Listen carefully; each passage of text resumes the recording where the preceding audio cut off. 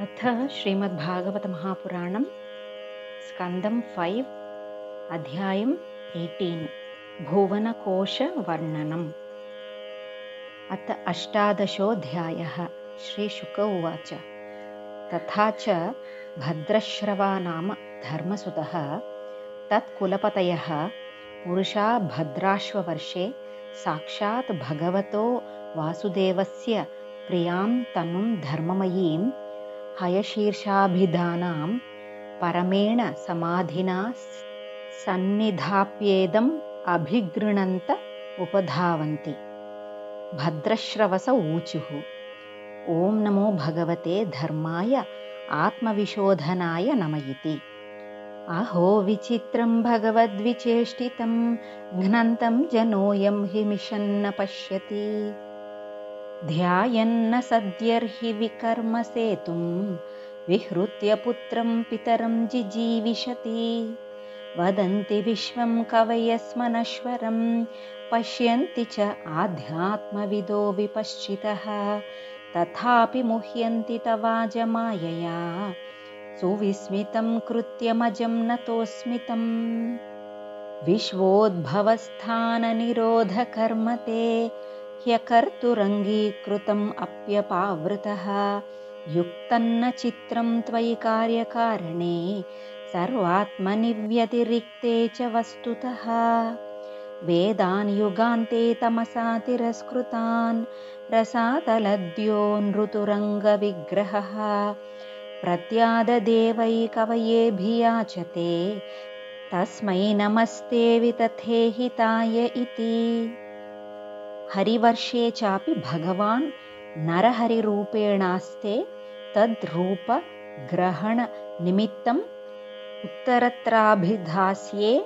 तद्धयितं रूपं महापुरुषगुणभाजनो महाभागवतो दैत्यदानवकुलतीर्थीकरणशीलाचरितः प्रह्लादो अव्यवधान अनन्यभक्तियोगेन सह तद्वर्षपुरुषैरुपास्ते इदं चोदाहरति। ॐ नमो भगवते नरसिंहाय नमस्तेजस्तेजसे आविराविर्भव वज्रनख वज्रदंष्ट्र कर्माशयान् रन्धय रन्धय तमोग्रसग्रस। ॐ स्वाहा अभयमभयमात्मनि भूयिष्ठाः। ॐ क्षरौं स्वस्त्यस्तु विश्वस्य खलः प्रसीदतां ध्यायन्तु भूतानि शिवं मिथो धिया मनश्च भद्रं भजता दधोक्षजे आवेश्यतान्नो मतिरप्यहैतुकी। मागारजारात्मजवित्तबन्धुषु सङ्गो यदि स्याद् भगवत्प्रियेषु नः। यः प्राणवृत्त्या परितुष्टात्मवान् सिद्ध्यत्यदूरान्न तथेन्द्रियप्रियः। यत्सङ्गलब्धं निजवीर्यवैभवं तीर्थं मुहुः संस्पृशतां हि मानसं। हरन्त्यजोऽन्तःश्रुतिभिर्गतो अङ्गजं हरन्ति अजो अन्तः श्रुतिभिर्गतो अङ्गजं को वै न सेवेत मुकुन्दविक्रमम्। यस्यास्ति भक्तिर्भगवत्य किञ्चन सर्वैर्गुणैस्तत्र समासते सुराः। हरावभक्तस्य कुतो महद्गुणाः मनोरथेनासति धावतो बहिः। हरिर्षि साक्षात् भगवान् शरीरिणाम् आत्मा झुषाणामिव तोयमीप्सितम्। हित्वा महांस्तं यदि सज्जते गृहे तदा महत्त्वं वयसा दम्पतीनाम्।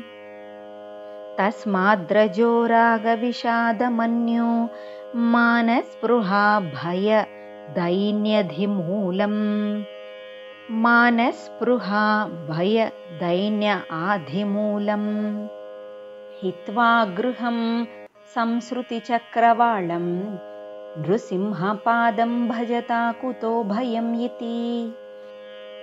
केतुमालेऽपि भगवान् कामदेवस्वरूपेण लक्ष्म्याः प्रियचिकीर्षया प्रजापतेः दुहितॄणां पुत्राणां त्वद्वर्षपतीनां पुरुषायुषा अहोरात्र परिसङ्ख्यानानां यासां गर्भा महापुरुष महास्त्रतेजस उद्वेजितमनसां विध्वस्ता व्यसवः संवत्सरान्ते विनिपतन्ति।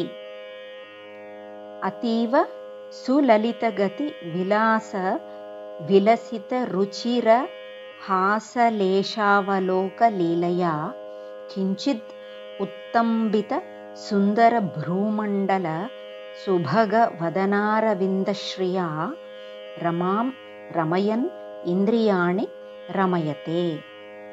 तद्भगवतो मायामयं रूपं परमसमाधियोगेन रमादेवी संवत्सरस्य रात्रिषु प्रजापतेर्दुहितृभिः उपेताःसु च तद्भर्तृभिरुपास्ते इदं चोदाहरति।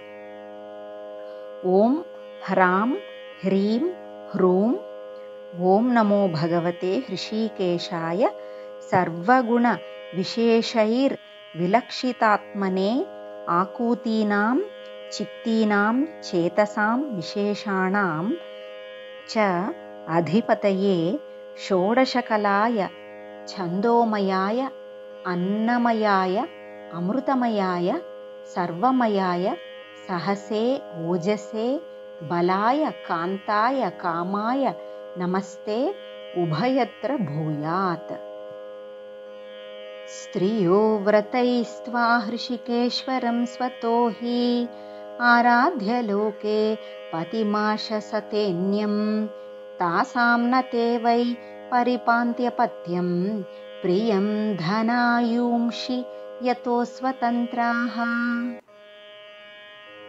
स वै पतिः स्यात् अकुतो भयस्वयं समन्ततः पाति भयातुरं जनं स एक एवेतरथामिथो भयं नैवात्मलाभादधिमन्यते परं यातस्य ते पादसरोरुहार्हणं निकामयेत् साखिल कामलम्पटा तदेव रासीप्सितमीप्सितोर्चितो यद्भग्नयाञ्च्या भगवन् प्रतप्यते।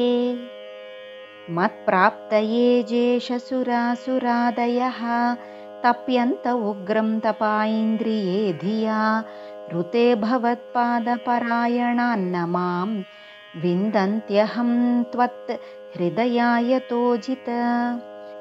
सत्वं ममाप्याच्युत शीर्ष्णिवन्दितं कराम्बुजं यत्त्वदधायि सात्वतां बिभर्षि मां लक्ष्मवरेण्यमायया कैश्वरस्येहित मोहितुं विभुः इति। रम्यके च भगवतः प्रियतमं मात्स्यम् अवताररूपं तद्वर्षपुरुषस्य मनोः प्राक्प्रदर्शित स इदानीमपि महता भक्तियोगेन आराधयतीदं च उदाहरति। ॐ नमो भगवते मुख्यतमाय नमस्तत्वाय प्राणाय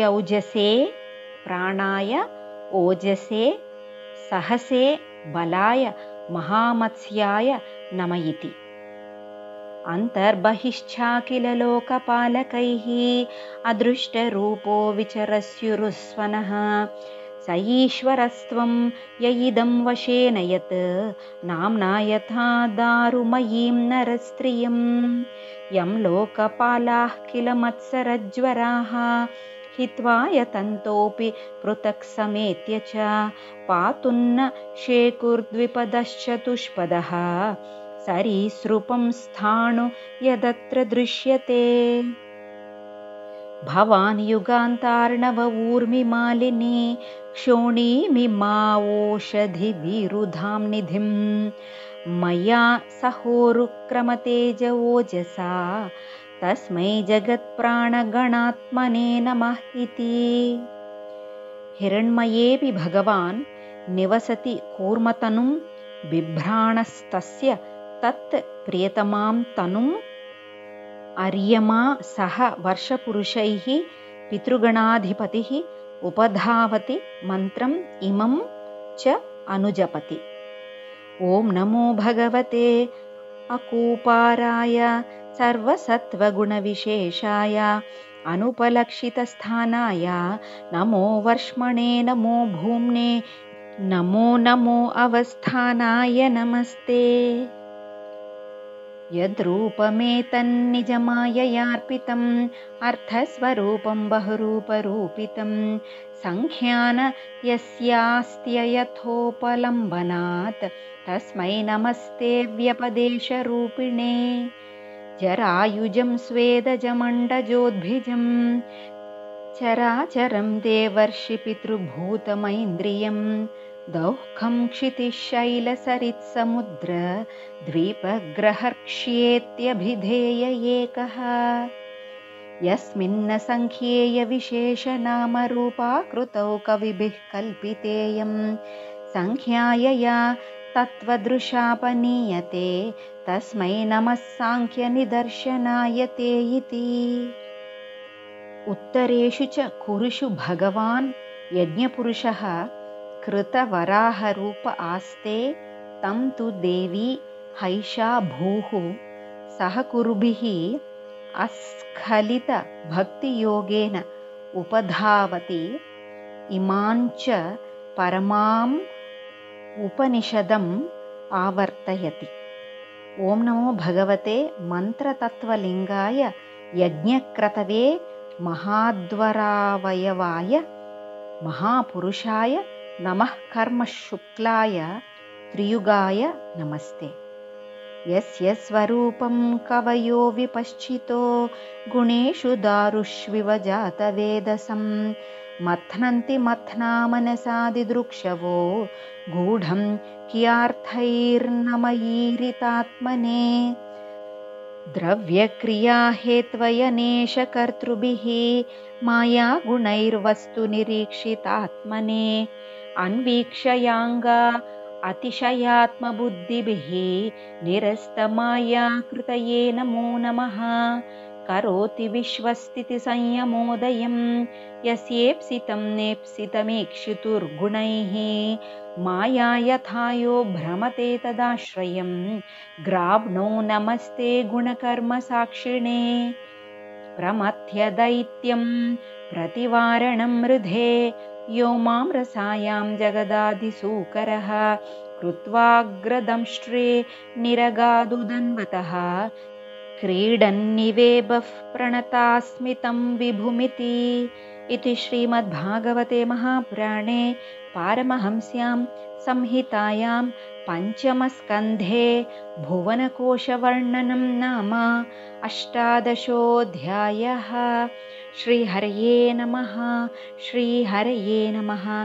श्रीहरये नमः। गोपिका जीवनस्मरणं गोविन्द गोविन्द। सद्गुरुनाथ महाराज की जय। राधे राधे।